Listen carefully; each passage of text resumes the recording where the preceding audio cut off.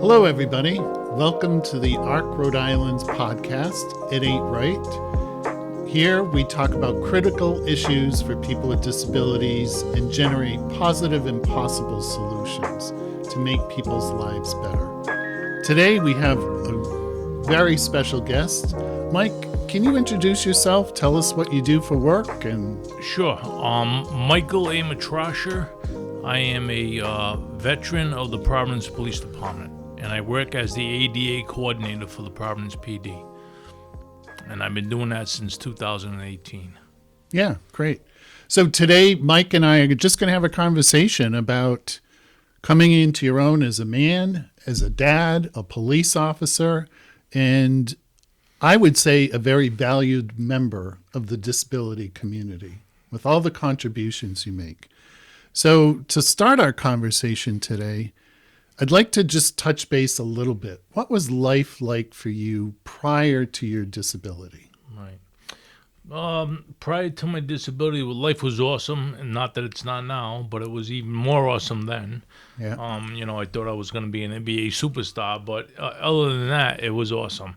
It's hard to think back to 35 years ago when I was running and healthy and basketball and football but just enjoying life in general, newly married and new kids and things.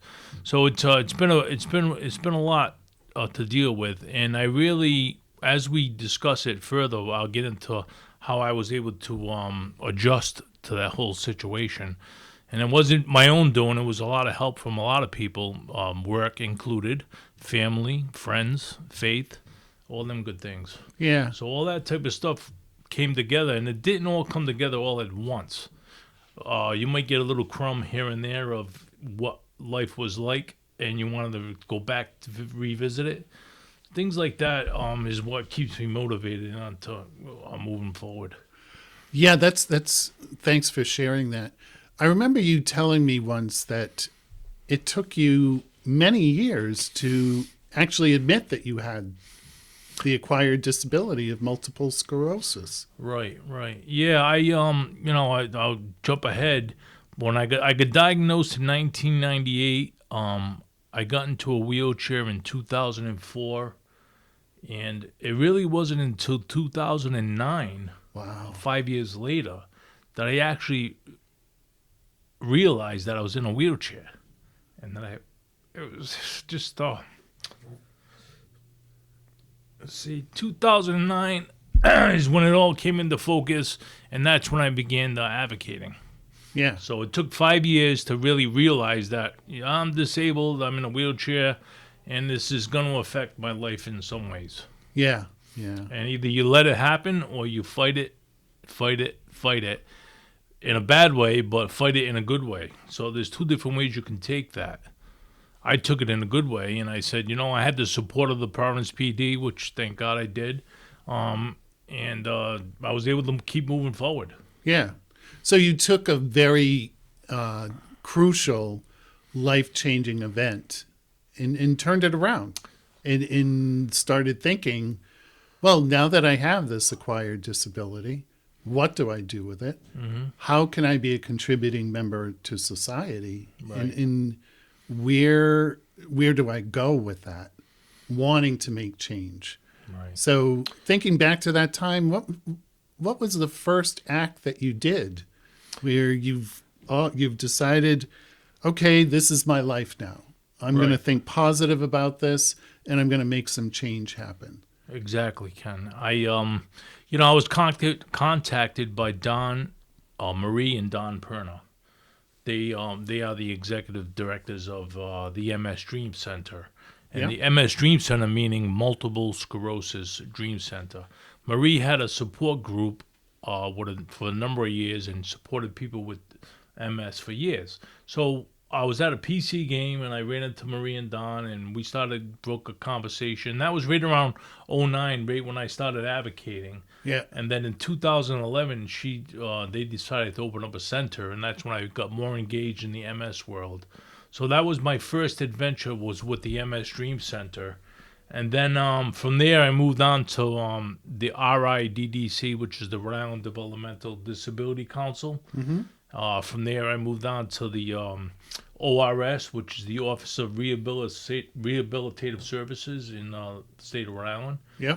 Then I moved on to some other issues like reentry programs, Open Doors, which is a reentry program for individuals that have paid their debt to society, and they're coming back into the world, the real world. Yeah. So I got into that, and I actually sit on about 7 groups right now and advocate for the disability world in all different ranges, either physical, either access stuff, or mentally challenged, whatever it may be. Yeah. I try to adjust and Yeah. get to that level, and I surrounded myself with a lot of great folks that I don't have the answers to all these things. It's like yourself, Ken. You have the answers.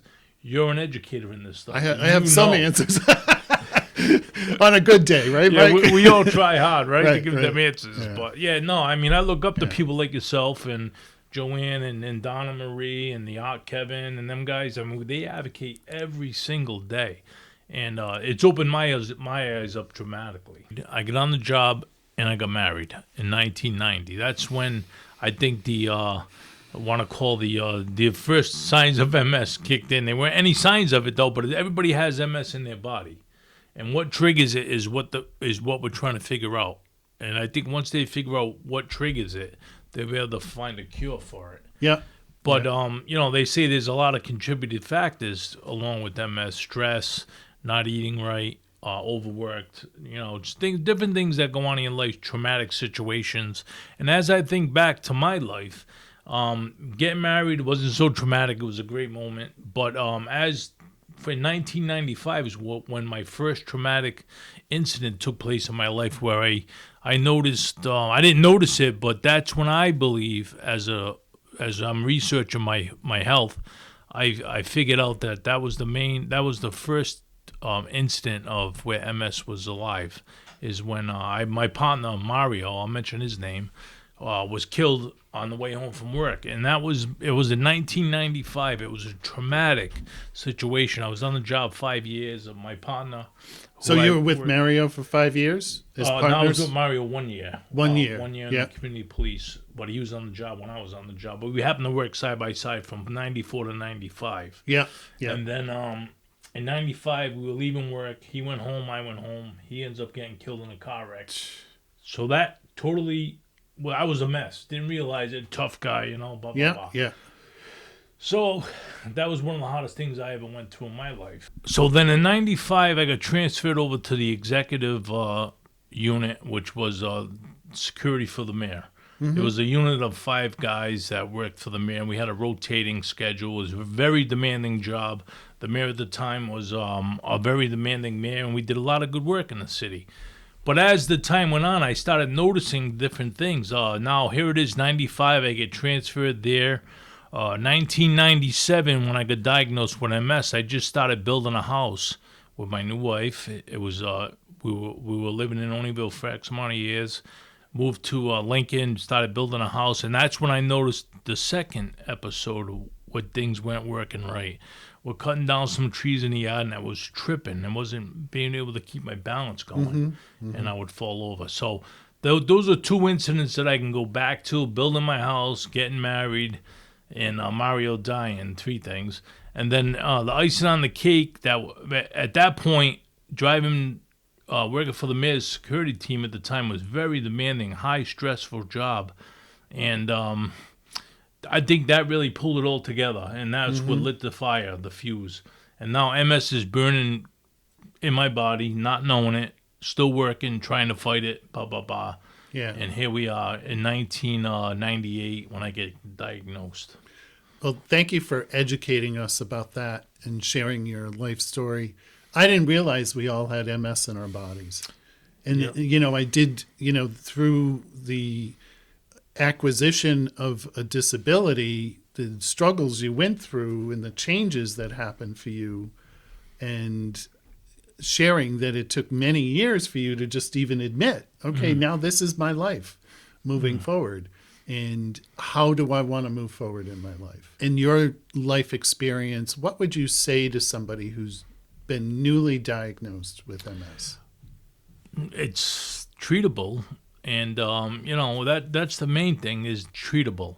It's not curable, it's treatable. And we just recently had a woman officer in my job that came down with MS, and I gave her a call, and I think back to that exact conversation. What do you do from here? Where do you go? Because it took me a number of years to figure it out myself. So I said to her, treatment is the number one thing, getting on a medicine to put the fire out. Because lava, I call MS like lava. Hot lava, it's flowing like crazy. When you're all juiced up and stressed out and you got a lot of things going on in your life, the lava is running freely. But once you put the medicine in your body and you kind of put the fire out a little bit, it slows it down. It slows down the progression. Yeah. And you can get a handle on what steps you're going to take to go further. Right. So mentioning that stress you feel was a major contributing factor for MS in your life? I think so. And some events that happened in a row. I'm writing a story for myself. It's called My Investigation of MS. Oh, cool. So I started writing it, like, my investigation on MS is exactly what I just mentioned. I got married in 90. I put things to dates. My partner dying in 95. Yeah. MS in 98. New house in 97. MS in 98. Kids being born in 2000. Going through the divorce in 04. All these little things contribute to the fire continuing to burn. Right.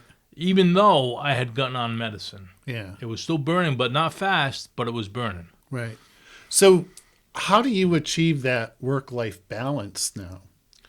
In try to keep above the stress or keep it at a manageable level, because we all live in a very stressful time. Yeah, I think it's you as a person. Like, I never was a stressed out type of person, even on the streets. Because if you're stressed out on the streets, and you will not be able to operate out there and survive. Yeah. If you take all these stressed events that go on each and every day, to heart. So I was able to put them types of police work and things in a bubble.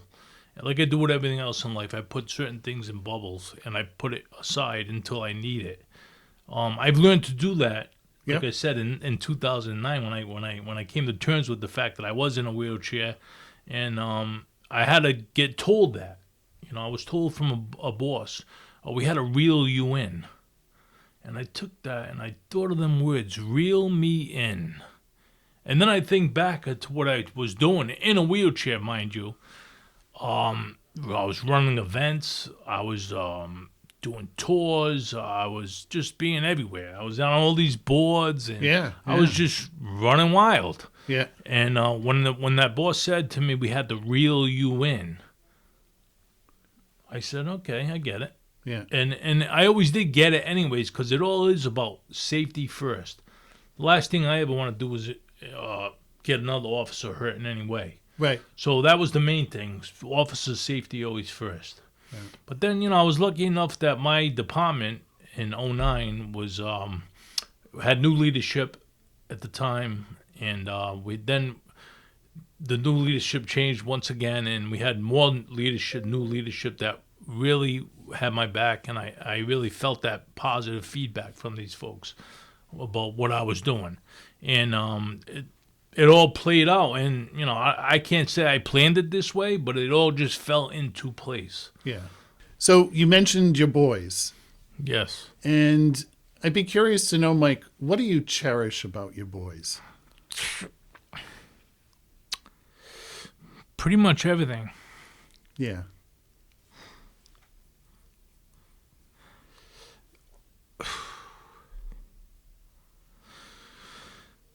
Well, my boys are what keep me focused.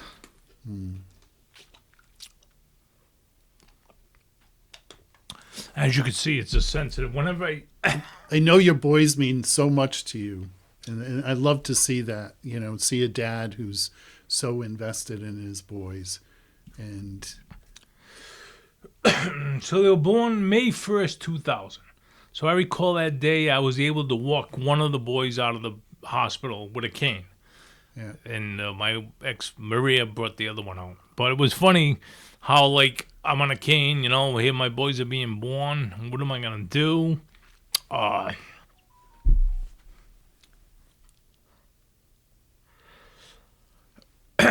So as time went on, I navigated my way to this. Like MS is always about life adjustments, the way I look at it. You got to adjust everything you do. You know, it isn't, oh, I'm going to do this and I can do it.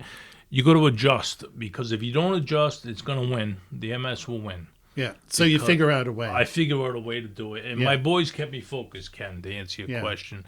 My boys are everything to me. I hate the fact that we're separated and that I've only get to live half of their lives. Yeah. But with that being said, they're my best friends. Yeah. And what would be your biggest wish for your boys?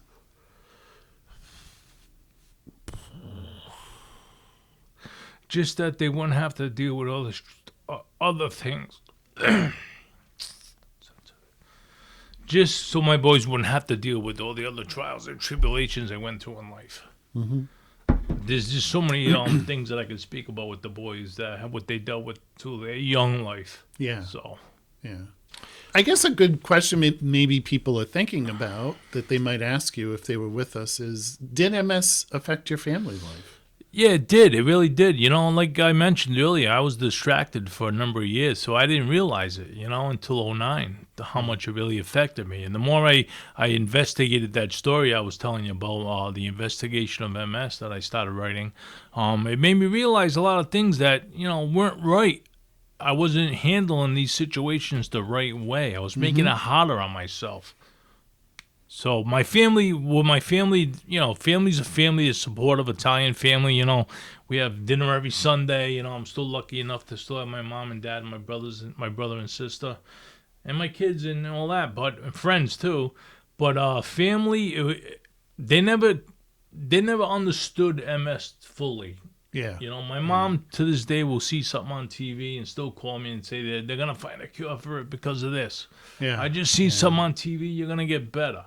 But I know for a fact that you're not gonna get better. You know, whatever I'm doing now, medical wise, is to help the future for the younger folks that come down with MS, and maybe they'll listen to a story of that we're telling, and maybe say, you know what, if I get on this now and I start doing this, maybe I'll be this way.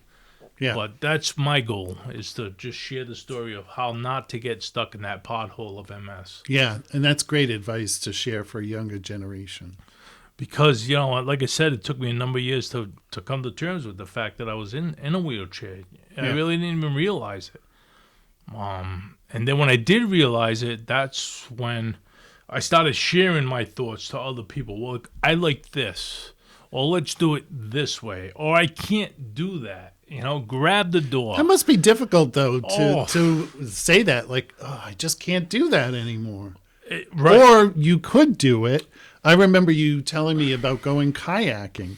Yeah, I always wanted to go kayaking. Like, you always wanted to go kayaking, and then you go kayaking, and it was a little bit of a challenge because it wasn't as accessible as maybe you thought it was going to be, but you made it happen. I made it happen, right? It was You something I figured wanted out to how do, to and make it happen. with the help of friends, you know, Yeah. let's face it, you're not going to get through this alone. It takes a team effort, like we're all doing, advocating for people with disabilities. That's Right. what we do, Right. you know, because it's a team effort. And I went kayaking. That was like riding a pencil for 4 hours, but it was great, and it was something I was able to put on my bucket list.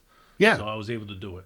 Tell us about how the Providence Police Department accommodated you with this new acquired disability.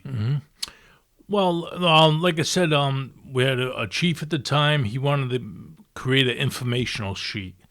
At the time, he was a new chief. He wanted to create an informational sheet. We brainstormed and we came up with this sheet called the flash sheet. So I took on that duty. So what was the flash sheet designed for? For police officers? The flash sheet was for people on our department, and then it ended up growing to statewide at one point. But it was a flash sheet was a sheet with upcoming events. Yeah. It was a sheet with wanted persons. It was a sheet that had stolen vehicles and things, and it had different types of arrests that we had in the past, the last week before, days before, and it had intelligence that would help our officers on the street. This thing was drafted. We started out once a week. We went to 3 days a week, and then we went full time every day of the week. So I started doing that in 2004, and that really kept my focus on things because it was a really trying job. You had to make sure the information that was going on that flash sheet was up to date and current. So that gave me a lot of responsibility because here I am feeding information to the department on wanted people and stolen cars and different intelligence things, and it's got to be correct. Right. So it made me really focus on that. So like when I say I was distracted for a number of years, I was. That was in '04. So in '04, '05, we started the automated red light program. So I started doing that stuff. So that kept me focused again on a new program as well as the flash sheet and doing my tours and different things that I was doing, advocating a little bit. And then and once I started doing the flash sheet and the red light system, kept me really busy and it kept me focused on my job. And the department was able to work with me, and they gave me that job to do because I was in the building all day. And because, I was in a wheelchair and they were thinking safety first. And, I wasn't also all about safety, but we were getting positive things done. So sometimes people talk about that have major body changes in their life, like body dysmorphia. That loss of hair. Yeah, like I can attest to that. But, like, do you go through that? Do you think about this was me before I acquired MS, this is me now, how you view yourself and your presence? Yeah, no, I do think of it, Ken. I do. Yeah. I mean, I would be a liar if I said I didn't think of it. But I put it in a bubble, and I know that's what I used to do. And now, in order for me to move forward, I got to come out of that bubble and do it this way, another way, adjust. Right. Yeah, it's interesting when you say bubble because I'm somebody who practices mindfulness, and mindfulness practice is when you have an emotion come up or an event that triggers something, you're labeling that emotion, you're putting it out here in a bubble, they say, and you're holding on to it. So it's literally outside of your body. It's not internalizing those feelings. That's a good way to put it, Ken. It's an internal, not internal. Right. And I got a lot of bubbles that I carry, Like, I may get up today and whatever, I'm not in, but if I get up today and I'm having trouble tying my shoes or something, I'll get all pissed off and I'll roll away all mad, and I'll go back and do it another way. Yeah. Try again, right? Try again. Good. So to speak. But yeah, so that whole, it was just a trial and error type thing. I didn't know what I was going to, and most importantly, the police department didn't know what they were going through. Right. So you're educating them at the same time. That's the way I took this. I took this as an educational event for the police department. I said, how can I give back to the police department in a positive way? Yeah. I don't want to be negative about this. I want to do it in a positive way because they were nothing but supportive with me. Sure. So how can I better this department? How can I make it better? Yeah. So what I did was, in '09, when I came to terms with everything, I started advocating with the MS Dream Center and different things. That's the bubble that I created for that type of stuff. Right. So, and I know that the department was learning. And then once we changed administrations and they had a different look at things, I'll mention Colonel Clements now. He's the current chief colonel, and he's one of the best at the job. And he's open-minded and he listens, and he's always looking out of the box to make our department better because he's our leader. Sure. So when when we were trying to get accredited with CALIA standards, all of this came together for me. Yeah. Because I was thinking about all the work that I was doing through the years, and now here it is in 2014. Colonel Clements is on board. He's trying to get us accreditation, which is top notch of every organization should be accreditation in a sense where you got the right standards to do the right job for the people. Yeah. So when they go by these standards, and we get tested on these standards all the time. So that was in 2015. And I noticed that, okay, because I had to not testify, but tell what I had done as an officer in a wheelchair then. And that CALIA standards meant so much to me that the city was actually getting it. And here we are, 2022, wow. And we're there. Yeah. We're there. Yeah. And in 2018, the colonel named me the ADA coordinator, Americans with Disability Act coordinator. So I gave up the flash sheet, gave up the red light program, and I just started going full force at this, at advocating Yeah. and trying to bring the police world into what we're doing to make policing better. Right. Right. That's the key. So they inform The- each other. everything- Your life experience, other people with disabilities, their life experience, Right. learning how, as police officers, there's a wealth of information that you can give back to police. How to better communicate with people with disabilities, how to identify if somebody has a disability, right? Absolutely. As you arrive on a scene, is that a drunk driver or is that somebody who has a disability? Because they don't quite seem to be lining up some pieces or answering questions the way that I would anticipate that people would answer questions. And all this trials and tribulations that I went through from '09 to 15, getting accreditation and all that, the younger folk on the job who are now bosses and who are now people with authority, they know what we're up against, and they see what I've been doing, and hopefully I could see it in the way they're training people now with this trauma-informed care stuff and trauma and personal life and bipolar and all these different things. We're doing training on all that stuff now. That's So great. having clear standards, when people talk about having clinicians go in the cars and help the officers, we've been doing this since 2015. Right. I mean, we're well ahead of the game, but we don't get notarized of this stuff. We're doing a lot of good work, and I don't want to say it was just me, but it was me kind of opening that Pandora's box of the stigma of disability. 'Cause Yeah. it's not Yeah. just disability; it's Right. so many other things to it. Right. I guess.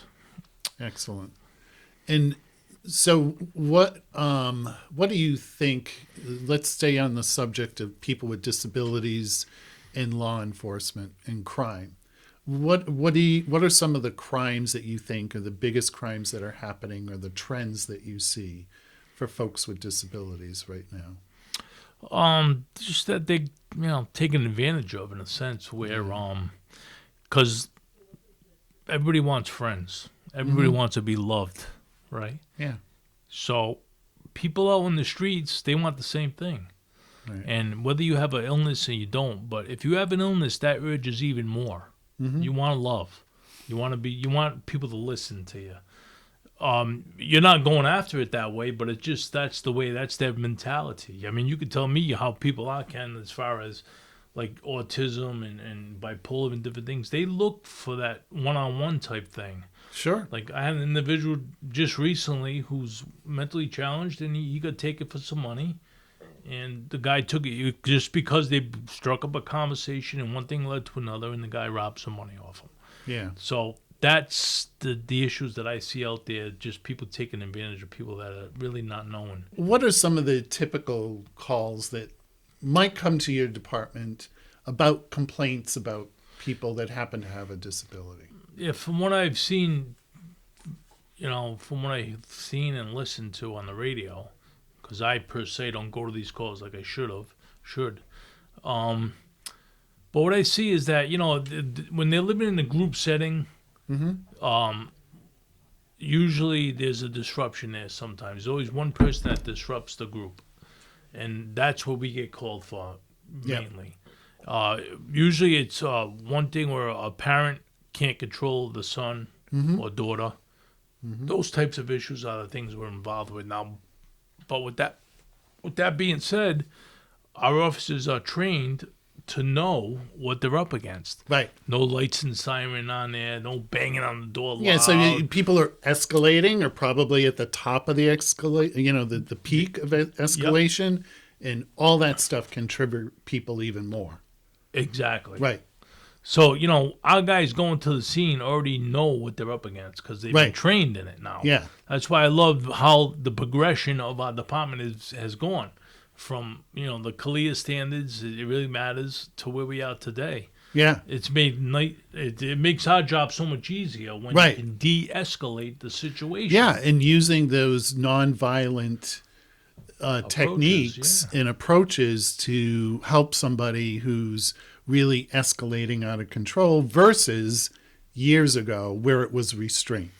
It was restraint only. Right? That lock was the 'em only, up, yeah, that was the put 'em in typical cell. procedure, right? Was restrain people, which, is not the best way to approach people. We've No. learned from that. So that's a good piece of history that we've learned. We've come leaps and bounds, and I can't speak enough of the work that we're doing on that level. Our guys and girls and officers that are out there, they're just amazing. Yeah.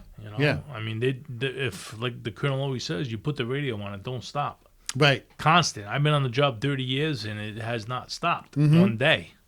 Yeah. So, but it's all about adjustments again. Once again, adjust. Right. And that's what the cops do too. Right. You can you can use force against force, but is that always going to win? Not really. Yeah. No. And, one of the conversations that you and I have had before, numerous conversations, is the internet crimes that happen for people with That's disabilities. another thing, yeah. It's a huge thing. And, like you said earlier, people just want love like anybody else. They want somebody who cares about their day and, that maybe they can come home to. And people are on internet websites. And as a sexuality educator, I know some of these websites have been created specifically for people with disabilities. And what are we seeing time and time again now is that there are groomers that are on those sites, and they're very versed and they know how to take advantage of people, financial exploitation, sexual assault, violence. All those things are happening for people. And I wonder, what is the Providence Police Department doing about that issue? Well, I mean, we had a class just recently with Perspectives teaching internet safety Yeah. on things that you should and should not do, what to open, what not to open, what might be behind that door when you open it, and how once you open it, you can't shut it. They're taking everything that you have. Those types of things. We have a vast amount of people doing different things on the police department. We have they call it financial crimes unit. And we have and detectives. They investigate those types of things. Unless somebody makes a complaint, we really don't go after it, so to speak. And a lot of these things that you're speaking of can go uncomplained. Right. They don't want to bring any light to what's going on, so they just let it go. And I might have got burnt this time, and I didn't get hurt, so I'm all right. Let's go the next time. And, so the only thing we could do as a police department is train our guys to teach what they should and should not be doing to the public Right. when they come across that type of situation. Because unless we come in contact with somebody, especially now with all this COVID stuff and whatnot, we haven't been able to have the public interaction like we've done for years, where people would come in the building and we would do tours and we'd have sit-downs with the court. And we just have a conversation with some detectives on how to do different things. So things have changed dramatically in the last couple of years with this COVID stuff, but we're still doing good. Yeah. Yeah. That's great. I'm happy to hear that you're doing some internet safety, because I think That's major. sexual assault is power over somebody else. It's not about sex. It's about power and control. And I believe teaching people with disabilities increases knowledge, which equals power. So they know. And I know that statistically with the Department of Justice, 83% of women will be sexually assaulted in their lifetime. And that's reported, like you said. That's a difficult thing to report, that somebody's taken advantage of me financially, sexually, or, violently. And so people think that figure is more like 90% of women will be sexually assaulted in their lifetime. And we as advocates have done a lot of work with the Department of Justice in the state of Rhode Island, ending violence against women with disabilities. Part of that mission for me is that we educate people, educate them about who they are themselves. And, knowing yourself before you get into a relationship with somebody else. And what are the different types of relationships people can have, and how can you be safe? We can never say that we're going to keep people safe. Ultimately, we can say that we keep them safer, right? Because we're giving them knowledge. But like all of us, we need to experience those life experiences. Ken, I'm curious. You've been in this racket for a while. You've been in this healthcare racket. Now, have you seen where people that have a disorder, it's talked about more now than it ever has been? And it's the last 4 or 5 years where this stuff has come to a head, so to speak.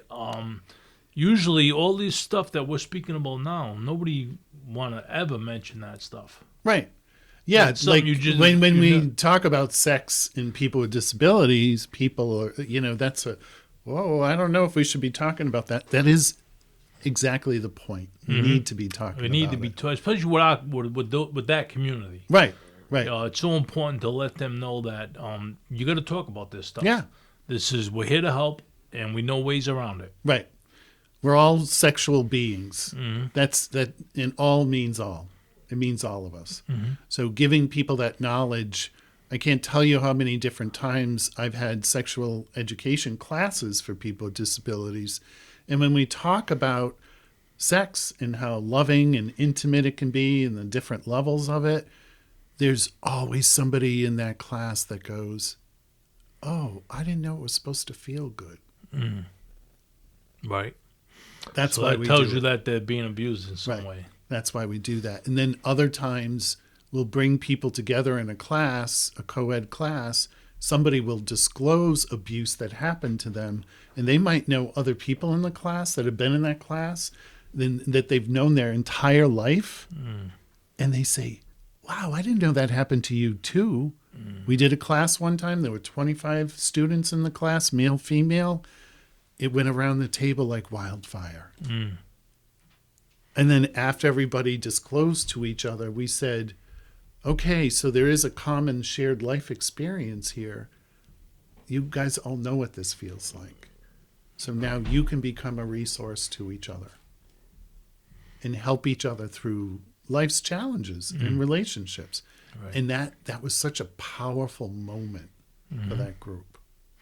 Yeah, I'm sure it was. And, what a powerful moment for me to learn a little bit more about autism and bipolar and those types of illnesses, disorders. I was able to mentor some students from Mount Pleasant High School. Yeah. And two of the folks that I mentored were challenged with different illnesses. And I was able to learn from them, students, on what they're up against.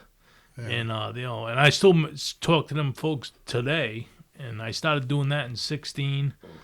And I go to their I went to their graduations. We still converse daily, and they're opening up now. They're sharing things because, like you said, we got to break that stigma, and we got to let people know that we're here to listen. Yep. And it took a little while for me to get through to Anthony and the other guy, but it's just it takes time. I'm so glad you said that, because people say, well, how can you teach people about sexuality, relationships?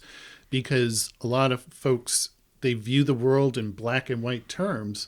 We know relationships and sexuality, there's a lot of gray area. So you really have to, as an educator, you have to land on, what is socially acceptable and what's against the law. Right. You got to make some determinations there to help people learn better, and so that they're safer in the world and they can be involved in relationships and they can learn. It just takes longer than some people think it's going to take. And like I think I mentioned a story to you about one of my guys sharing his phone number with some of the interns, like the college interns. Yeah. Male, female, and he was sharing his phone number and he was hitting on these interns. And I explained that we're here as a business. This is business. And then there's personal time. Right. There's all different levels of your life. And this is a business setting. And if you would like to give your a friend a number or something, that's goes down to the personal level. Now you're reaching a personal level. So I had to teach that to these guys because they don't realize it. Right. Everybody's nice in their world and everybody's the same in their world. Right. And it's not the case. Right. Right. And, sometimes it's a misnomer that people with disabilities are not sexual, that they can't learn. But you know what? They do learn, and they do get involved in relationships, and they're going to make mistakes, like we all do. Nobody's perfect. We're all human. And I think sometimes when people with disabilities make some sort of mistake around a relationship, then everybody comes in and tries to clamp down their world and say, oh, they did that. That's not good. Well, hell, let's take a look at your life. Right. You ever make any mistakes along the way? We all do. It's relationships. We learn from them. But helping people have that knowledge, make better decisions, and they just got to try it on like all of us. So I know, Mike, that you're heavily involved in so many different organizations and giving back to the disability community and the community at large. Is there some current legislation that you're promoting or introducing that links advocacy and training and Yep. police? Yeah, there is. This is a bill that I've been tracing for 3 years, but it's funny when I spoke to the director, Kevin Nerney, from the RIDDC, he says, I've been chasing this bill for 10 years. Right. So that's where we are with police training. So 3 years later, I think we got some traction now, but it's a bill that's up at the House of Representatives right now. It was introduced by Hawkins, Bennett, Hull, Caesar, and what they're doing, they want to add training for this. It's called Commission on Standards and Training to provide training on divide training and instructions for police officers and trainees in order to more accurately identify complaints involving persons with cognitive and communication skills, disabilities, and the development of law enforcement responses to such engagements. So in other words, they want to train people on mental trauma and how officers can recognize this. But I know from just going to the last graduation that we've done numerous amounts of hours of training already on this. So this is just funding that we can add to our pot of gold and continue to keep training. But it's a bill that's up at the State House now. It's got to do the House of Representatives, and it's got to go to the Senate. And it's Bill H6620. So the only way you got to contact your legislator, your representatives, your senators, even the governor, all the way up. Just bother everyone regarding this, and hopefully we'll be able to get this bill passed. Thank you, Mike, for making the time to come in and talk with us. I admire your determination, and I'm humbled by everything that you do for the disability community and the community at large. And I sincerely admire all the work that you're doing. And I want to also say thank you to the Rhode Island DD Council for funding for our podcast, for the Arc of the United States, the Rhode Island Foundation, and the Christopher Reeves Foundation. Awesome. So thank you so much for coming in. It was a pleasure having a conversation with you. Thank you very much, Ken. I appreciate it. And I respect you like you respect me.